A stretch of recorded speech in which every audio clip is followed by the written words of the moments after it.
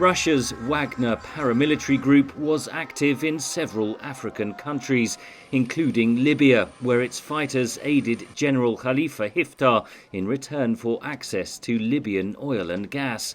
They were frequently accused of committing human rights abuses. In June last year, Wagner's chief, Yevgeny Prigozhin, led a failed mutiny against Moscow, and the group was disbanded. Prigozhin died in a plane crash 2 months later. That left a dilemma for the Kremlin: what to do about Wagner's operations in Africa. After that so-called mutiny, the decision was made it would be better to have it more, in-house rather than outsourced. According to an analysis by Britain's Royal United Services Institute, or RUSI, Moscow has rebranded the Wagner Group as the Expeditionary Corps of Russia's military intelligence agency, the GRU, with a target of recruiting a further 40,000 troops to serve in the force.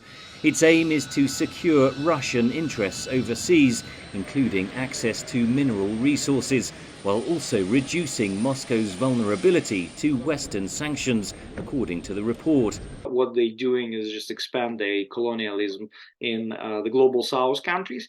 And right now they're very much focused on African countries, but they have plans for Latin America as well, some Asian countries. They will also have, political technologists, media experts, intelligence officers who specialized in political warfare, economic operations. So pretty much everything to be able not only to infiltrate that global South countries, but also to establish pro-Russian regimes there.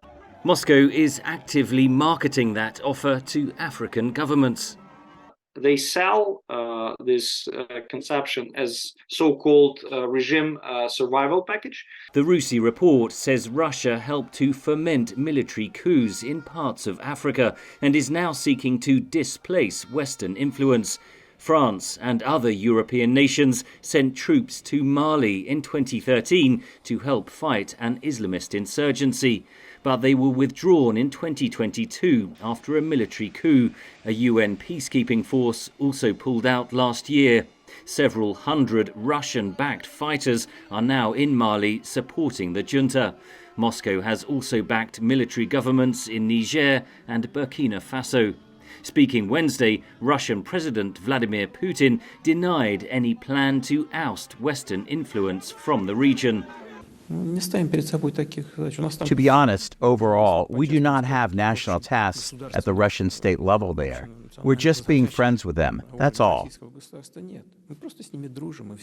The RUSI report disputes that assertion and says that Russia's new expeditionary corps shows Moscow has finally decided to explicitly challenge the international system.